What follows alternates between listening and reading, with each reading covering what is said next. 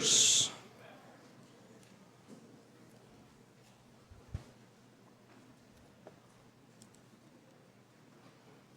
Numbers chapter number 6.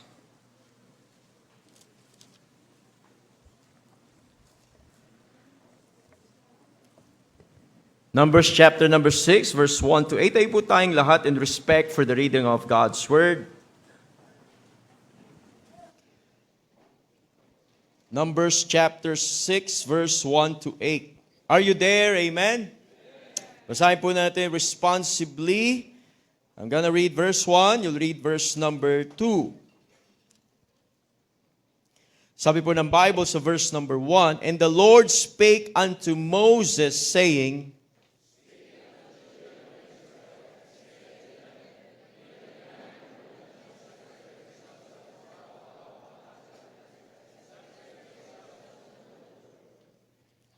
Verse number 3, He shall separate himself from wine and strong drink, and shall drink no vinegar of wine, or vinegar of strong drink. Neither shall he drink any liquor of grapes, nor eat moist grapes or dried.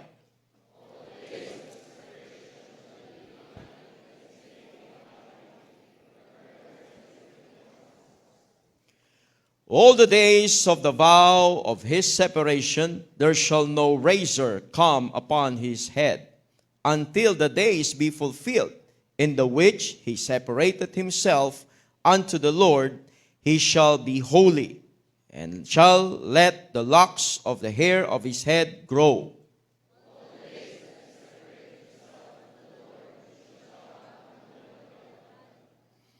He shall not make himself unclean for his father, or for his mother, for his brother, or for his sister, when they die, because the consecration of his God is upon his head.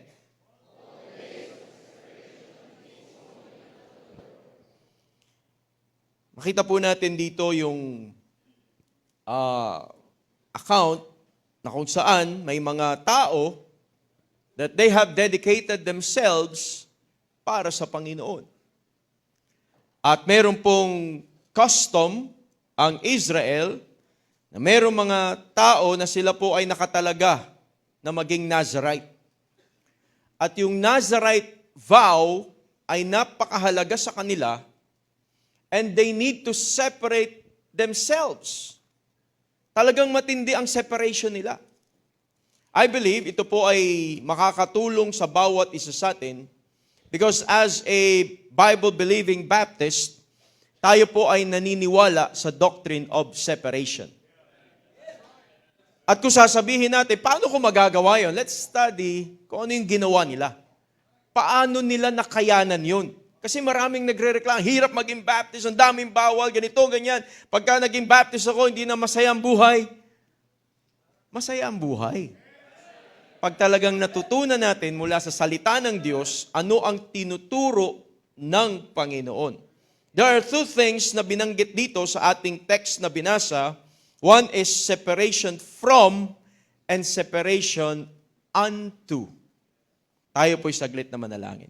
Dakilang Diyos, salamat po sa mga talatang aming binasa. Pagpalain niyo po ito sa puso't isipan ng inyong mga anak. At nawa po, Panginoon, makita po namin mula sa inyong salita gaano kahalaga ang doctrine of separation. Napakahalaga po nito, Panginoon, upang kami ay makita nyo na kagamit-gamit para sa inyong gawain. Patawad po sa aming pagkukulang pagkakasala, mahal po namin kayo. Ito po'y dalahin ko sa pangalan ni Jesus. Amen. Thank you po. You may be seated. Now, instruction ng Panginoon kay Moses, sinabi niya sa verse number 2, Speak unto the children of Israel and say unto them, When either man or woman shall separate themselves to vow a vow of a Nazirite, to separate themselves unto the Lord. Ayan po yun. Separate themselves unto. Merong separation unto. And then verse 3, He shall separate himself from wine. strong drink. So hindi po kailangan ikaw ay Nazarite para mag-separate ka from wine and strong drink. Pag mo sabihin, para lang sa Nazarite yan. Hindi naman, wala naman akong Nazarite vow eh. Pero bilang mananampalataya, we are bought with a price. Mayroong nang nagmamay-ari sa atin. That's why we need to be separated from the world. Now, mauunawaan po natin ang doctrine of separation as we study God's Word this morning. Now, merong question, why do some people who seem to love the Lord end up living worse lives? Paano nangyari yun? Save naman. Mahal naman ng Diyos. Pero bakit naging miserable ang buhay na mas matindi pa kaysa sa hindi mananampalataya? Kaya minsan nasisisi ang ating pananampalataya, ayoko katulad sa iyo kasi ganun din naman ang mangyayari. Hindi nila nauunawaan ang kalagayan ng tao. Now, tayo bilang tao, napakahalaga na maunawaan natin ano ba nature natin. We are all sinners. We are just saved by grace. Now, itinuturo ng salita ng Diyos na mahalaga ang separation from worldly things. Mahalaga ang separation from false doctrines. Mahalaga ang separation from wrong crowd. Mahalaga ang separation from the tradition of men. Because separation is a basic Bible doctrine. Hindi pwedeng walang separation. Ang puti sa decolor, separation din. Kasi pag hindi mo pinaghiwalayan, mas tatagal ang pagkusot. Ang makina ng sasakyan ay hindi pwedeng pagsamahin ang tubig at langis. Habang naalala ng iba yung kantang Tubig at Langis. We need to have that discerning spirit kung yan ba ay malinis o hindi malinis. Alam natin kung ano yung kagamit-gamit sa hindi kagamit-gamit. Kaya nga tayo bilang mga mananampalataya, ang instruction ng Panginoon, be holy for I am holy. Ang Diyos ay banal. Kaya napakahalaga sa bawat isa sa atin, we need to separate ourselves from worldly things. A very simple message this morning, separation from and separation unto. 3 simple points. Number 1, the decision of separation. The decision of separation. Kailan dapat tayo mag-decide? The decision should be right now. Wala kang palalampasin na panahon na hindi ka mag-decide. Hindi ka gagawa ng decision. You need to make the right decision right now. Sir, ang hirap. But you need to make the right decision. Siguro wala kang planong dumalo sa Christian Bible Baptist Church, but now you are inside the church at tayo nakikinig ng salita ng Diyos. Well, ang sabi ng Panginoon para sa iyo, you need to make the decision right now. Merong decision of separation. Mahirap, pero kaya natin sa biyaya ng Diyos. Tignan niyo po, Galatians chapter 5.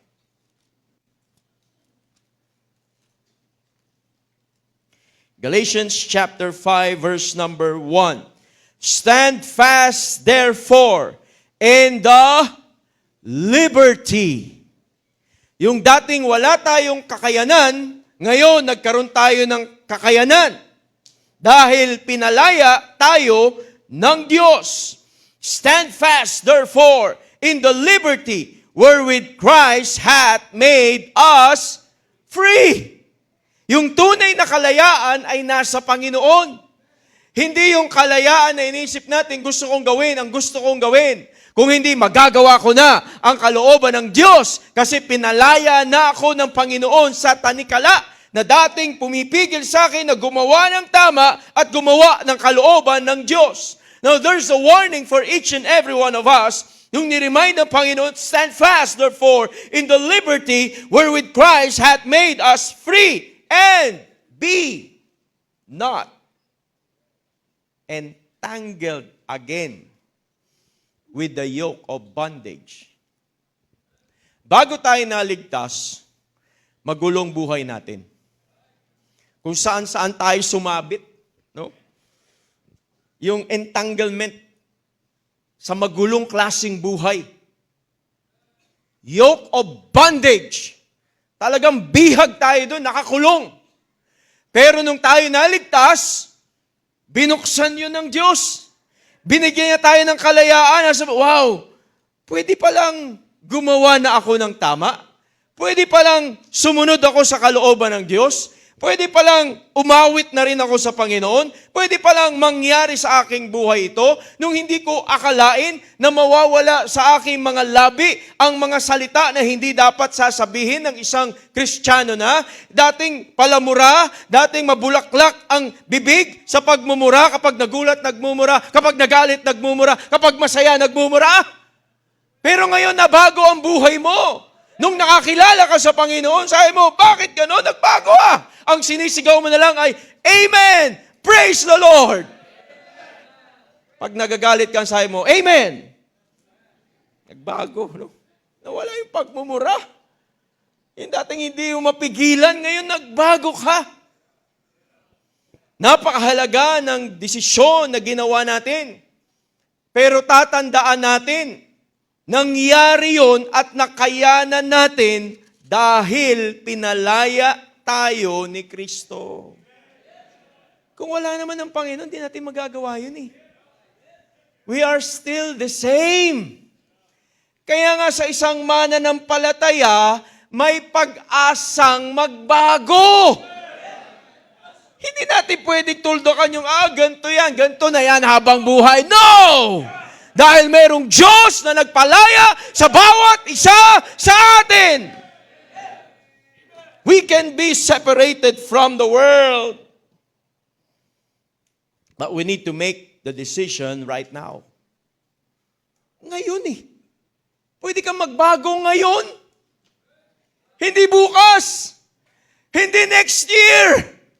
Hindi after 5 years. Hindi after 10 years. Hindi pagka yung gusto natin ang mangyari. No, ngayon mismo, pwede na magbago ang buhay natin. Walang imposible sa Diyos. A decision needs to be made. Ano ba yung mga desisyon na dapat gawin? Gumawa kang decision. From this time on, hindi na ako magsusuot ng worldly dress.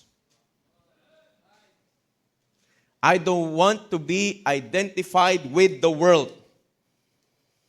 Desisyon yung gagawin mo na from this time on, hindi ako makikinig ng worldly music. I-delete ko yung nasa cellphone, nasa laptop, nasa gadget. Tanggalin ko lahat yan. Those are worldly things. May mga movies pa minsan na naka-install, nandun sa bahay. I-delete mo na yan. Itapon mo na yan. Hindi yan pangmana ng palataya. A decision needs to be made right now. Desisyon yung ibibigay mo sa Panginoon, gagawa akong desisyon. Di na ako pupunta sa mga lugar na ayaw mong nandun ako. Desisyon yun. And we can make that decision. Don't run with worldly people. Kung ikaw ay napapalibutan ng mga worldly, ng mga tao, iwas ka sa kanila. Gumawa ka ng paraan na ma-witnessan mo sila. Mag-Bible study kayo. Kung gusto mo, hindi mo sila mapaalis sa buhay mo, magsimula ka ng sarili mong Bible study. Siguradong hindi na yan pupunta sa bahay nyo. May Bible study na. Yung dating bahay na ikaw ang taya sa inumin. At magdadala sila ng pulutan. Nagbago na. Diyos na ang tinitimpla mo. Ano yan? Iba yan ah. Pagtikim nila, walang lasa to ah. Mataba nga, anong nangyari dito? Gumawa na kasi ako ng desisyon. Nagbago ang takbo ng buhay. Naninigarilyo ka, pwede mong itigil yan ngayon mismo. Kung ikaw ay ligtas na, kaya ng Panginoon yan. Walang imposible sa Kanya.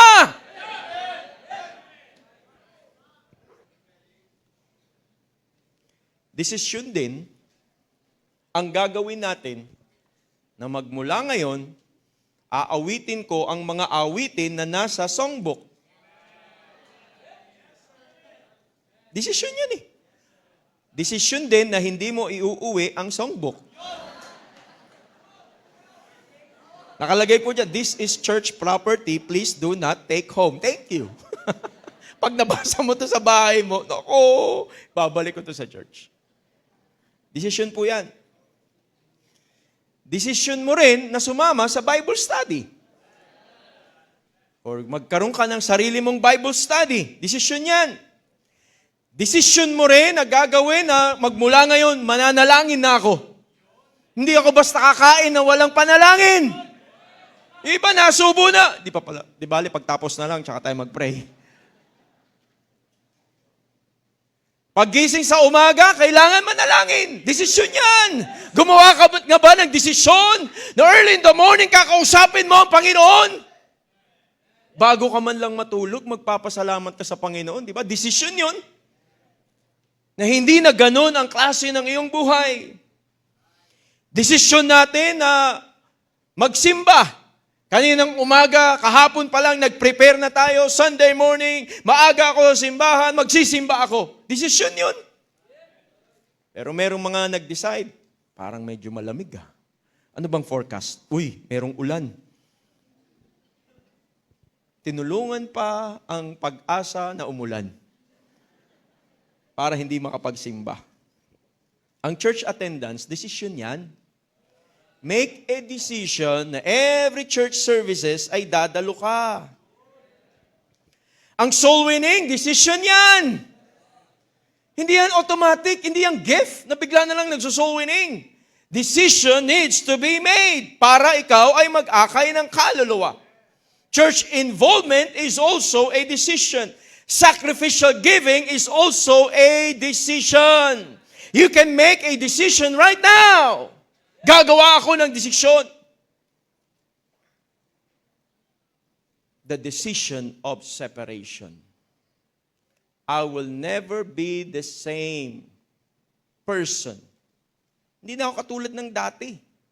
Kasi gumawa na ako ng desisyon para sa Panginoon. Kaya maraming tao nagiging stagnant, maraming Christian nagiging stagnant ang buhay kasi wala man lang desisyon na ginagawa. Yung pagiging excited sa pag-aaral ng salita ng Diyos is a decision. Ang dami nating desisyon na gagawin. Anong kulay ng sapatos ang suot? Sa mga ladies, ang dami niyong kulay na pinagpipilian. Sa mga lalaki, black lang naman yan, and brown. Ano yung isusuot mo? Lalaki ka, ba't ka magpapalda? Desisyon yan!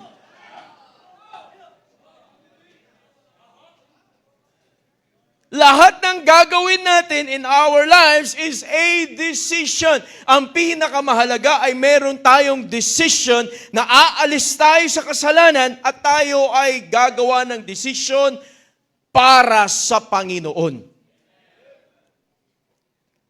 Nakita natin yung pinagawa ng Panginoon kay Moses. Sabihin mo to sa mga Nazarite.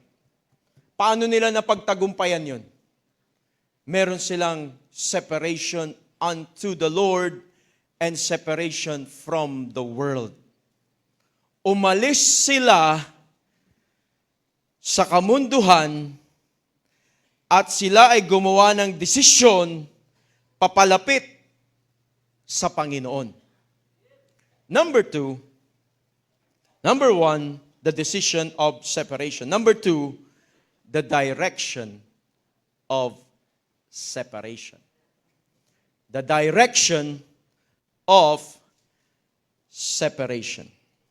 Philippians chapter 3. Philippians chapter 3 verse number 14.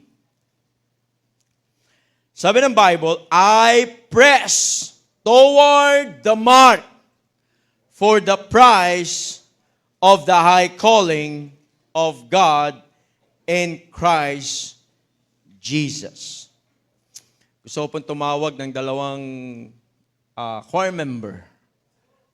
Ayan, willing. Ayan, isa dito, isa dyan. Tama ang pinili mo, no? Ito ang magre-represent ng worldliness.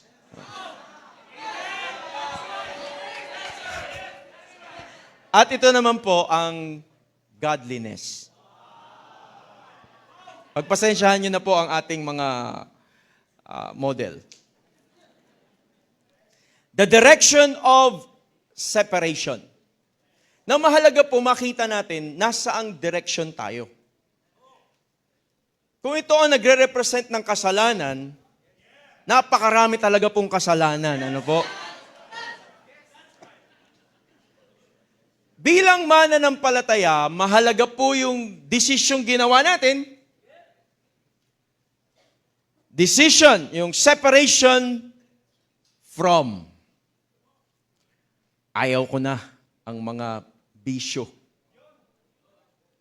Ayaw ko na ang sisira ng aking buhay. Lalayo ako dyan. Yan ang kalagayan ng mga naligtas. Di ba? Yung, iba na nga yung buhay ko. Hindi na ako naninigarilyo. Vape na lang.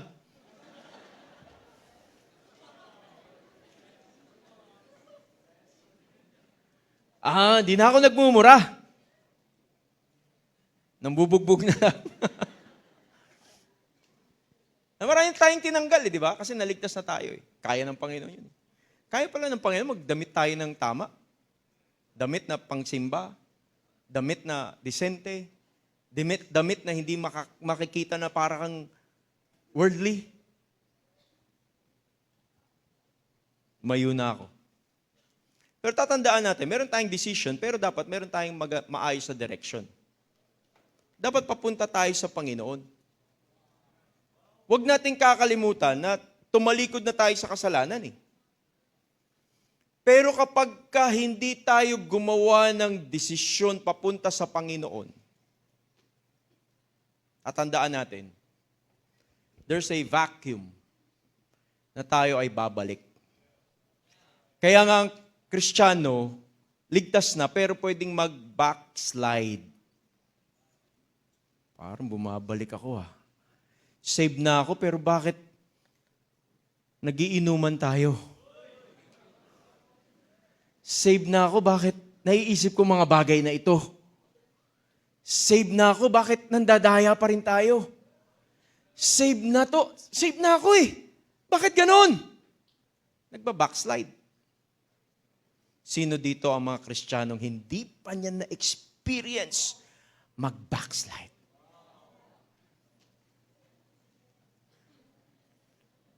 Simula nung na-save ako talagang, wala na. Asher nga, napapainom pa no?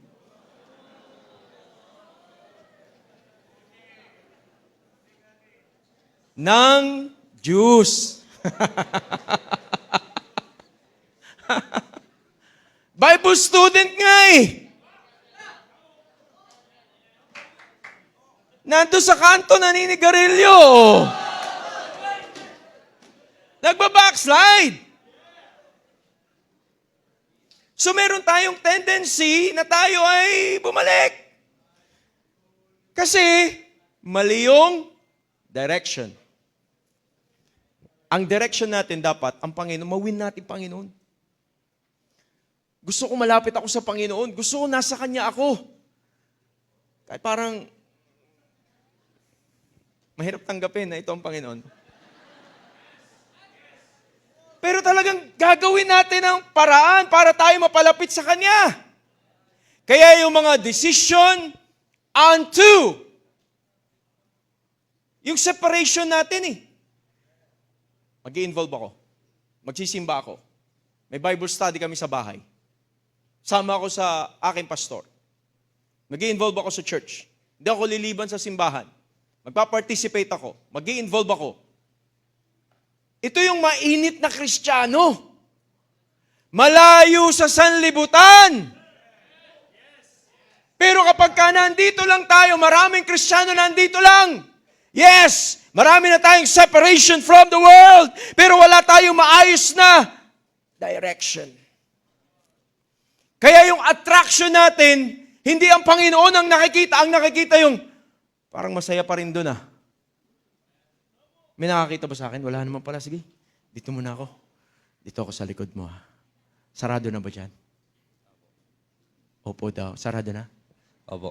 Ayan. May nakalagay na letter T. Andyan sa pasita, T. Ibig sabihin yan, taning. Ano? Taning. Kulay pula Napapahamak ang buhay ng Kristiyano. Kasi walang desisyon at walang maayos na direksyon. Don't just separate from. We need to bring our Lord and Savior Jesus Christ in our lives. Dapat ang Panginoon hindi siya bisita sa bahay. Dapat siya ang nangunguna, siya ang Lord of the home. Siya ang dapat nandoon. Pag naamoy mo, hindi, parang amoy may nanigarilyo Pagbukas mo ng refrigerator, ano yung nando sa sulok? Yung mga naka-display, yung mga padala galing abroad, especially mga seaman, ang dala-dala yung naka-box na medyo mahaba.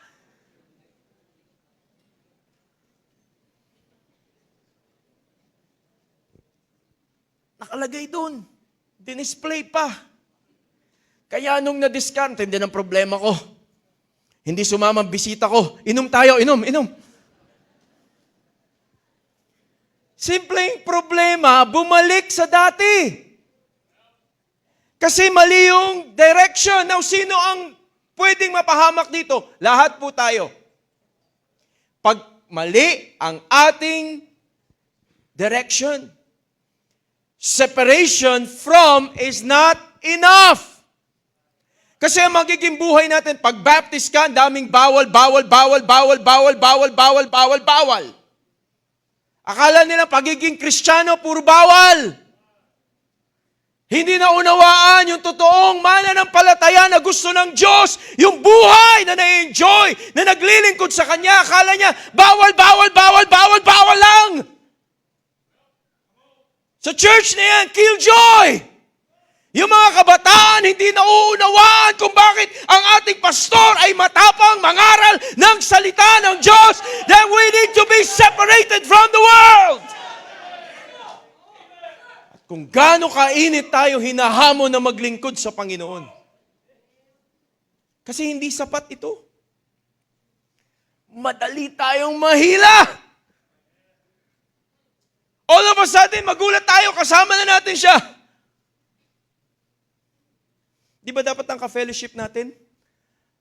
Ang Panginoon. Pero bakit malimit ang ka-fellowship natin, ang kabulungan natin? Ang kaaway ng Panginoon. Yung gulo ng mundo, 7 days a week, isang araw lang tayo nakakapakinig ng salita ng Diyos. Di ba nakikita natin, minsan parang, ba't last Sunday masaya ako, pero bakit ngayon parang hirap mag-church? Nakikinig ako ng salita ng Diyos, pero bakit parang tumatagos sa akin at hindi nagkakaroon ng matinding impact sa akin? Why? Dahil puno-puno tayo ng worldliness. Mali yung direction natin, hindi tayo nakatingin sa Panginoon. Yes, minsan may mga bagay na tinanggal na natin at hindi na tayo yung dating tayo. Pero hindi naman tayo naglilingkod sa Panginoon. Hindi tayo gumagawa ng desisyon palapit sa Kanya. Kaya yung mga bisyong nawala ay hindi sapat. Maganda yun, pero hindi sapat yun. Kailangan natin ng church, kailangan natin ng Bible, kailangan natin ng prayer, kailangan natin ng fellowship. Kailangan natin ng pagpapalakasan sa isa't isa. Kaya mahalaga ang direction natin. We need to quit being unfaithful and embrace faithfulness.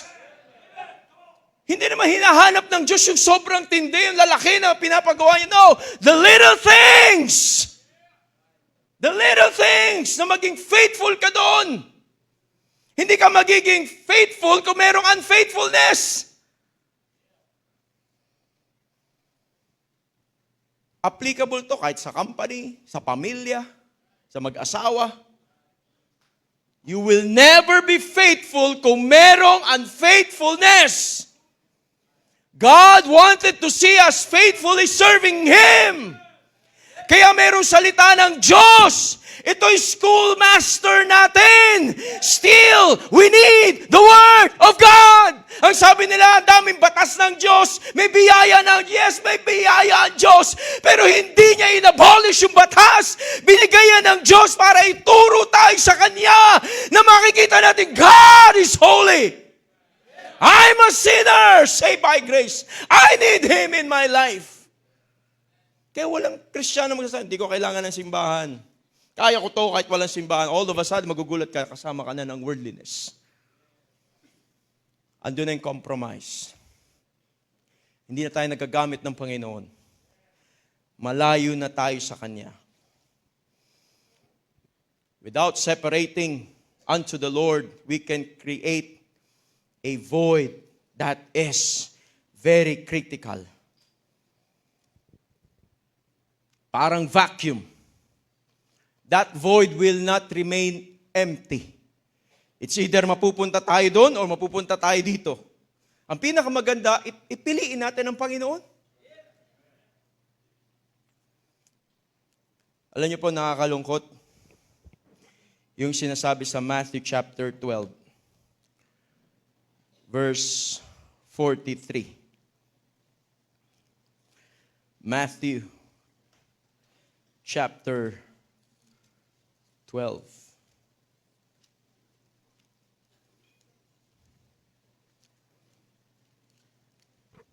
Sabi ng Bible sa verse number 43, tama po ba to? 43, when the unclean spirit is gone out of a man, he walketh through dry places seeking rest, and findeth none. Verse 44, then he saith, I will return into my house from whence I came out. And when it came, he findeth it empty, swept, and garnished. Verse 45, then goeth he, and taketh with himself 7 other spirits, more wicked than himself, and they enter in and dwell there, and the last state of that man is worse than the first. Even so shall it be also unto this wicked generation. What a tragic thing. Nung bago tayo na-save, matindi na tayo. Pero nung na-save tayo, mas matindi pa tayong worldly. That's a tragic thing. Kasi grabe yung attraction sa worldliness eh. Yung hindi mo na talaga mapigilan. Hindi ko na alam bakit ganun. Ligtas naman ako. Kaya ang daming question mark. Ligtas ako pero bakit ganun? Gusto ko pa rin itong gawin. Hindi ko mapigilan. Kasi nakalimutan natin gumawa ng tamang direksyon papunta sa Panginoon. Forgetting those things which are behind. Kaya alam niyo po, pag tayo umalis, we need to burn the bridge. Para wala na tayong tulay na babalikan. Talagang puputulin natin yung connection. Eh ngayon, ang bilis ng dyablo. Lahat may load. Lahat may internet. Connected agad. Ang bilis kang itap. Ayaw mo ha? Bibigyan kita ng 5G. Paano nangyari? May connection pa rin ako. Nagtatago ka na sa cave. Connected pa rin. Pero sa church, wala na akong connection. That's why mahalaga ang direction. Kung nakikita natin ang buhay natin, itong direction parang boring, pero okay lang. At least hindi na ako ganon. Umalis na ako sa pagiging worldly. Papunta ako sa Panginoon. At kahit nandito na ako sa Panginoon, pwede akong tumingin pabalik at mahihila niya ako. Pero dapat merong mensahe na napapakinggan natin na parating magre-remind sa atin, I need to go back. Babalik ako sa Panginoon. The direction of separation. I press toward the mark for the prize of the high calling of God. Ni-reveal ng Panginoon ito sa atin. Bible ang nagsasabi. Ligtas ka na. Pero pwedeng maging miserable ang buhay mo kapag hindi ka lumapit sa Panginoon. Lastly, number 3. Thank you very much. The demonstration of separation. Demonstration of separation. Kapag tayo namuhay ng merong separation, merong ipapakita ang Panginoon sa atin. Merong gagawin ang Panginoon sa buhay mo. Spectacular! Na hindi mo akalain magagawa mo. Because of separation from the world and separation unto the Lord. 1 Corinthians chapter 2.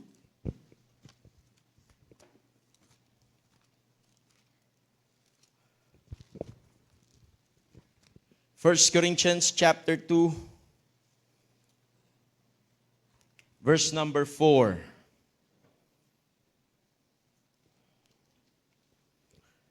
And my speech and my preaching was not with enticing words of man's wisdom, but in demonstration of the Spirit and of power, that your faith should not stand in the wisdom of men, but in the power of God. Ang makikita natin yung kapangyarihan ng Diyos. Hindi natin kayang i-maintain yung ating separation not unless we have this separation unto the Lord. And God will show us His power in our lives. Can you imagine yung talagang ikaw mismong nakakaalam, that's not me, but that's the power of God. Alam niyo po, na-experience to ni Apostle Paul. Romans chapter 1. Verse 1. Paul, a servant of Jesus Christ, called to be an apostle, separated unto the gospel of God. Yung buhay niya na itinalaga para sa Panginoon, when he got saved, umalis siya doon at pumunta sa Panginoon, and the demonstration of the power of God ay yung kanyang pangangaral ng ebanghelyo ng Panginoon. Kaya nga po sa isang mananampalataya, tatandaan po natin, mahalaga ang demonstration ng kapangyarihan ng Diyos sa ating buhay. What is that? Sharing the gospel. Yung pagbabahagi ng salita ng Diyos. To keep the main thing which is soul winning. Ang panalangin na natin ay nagbago na. Gusto ko merong maligtas. Gusto ko makakilala sila sa Panginoon. Hindi ka papayag na hindi mapakinggan ng mga kaibigan mo. Hindi ka papayag na hindi mapakinggan ng mga kapitbahay mo. Hindi ka papayag na hindi mapakinggan ng mga relatives mo. Hindi ka papayag na hindi mapakinggan ng iyong sariling pamilya. Mapapakinggan din ito ng iyong mga office mates.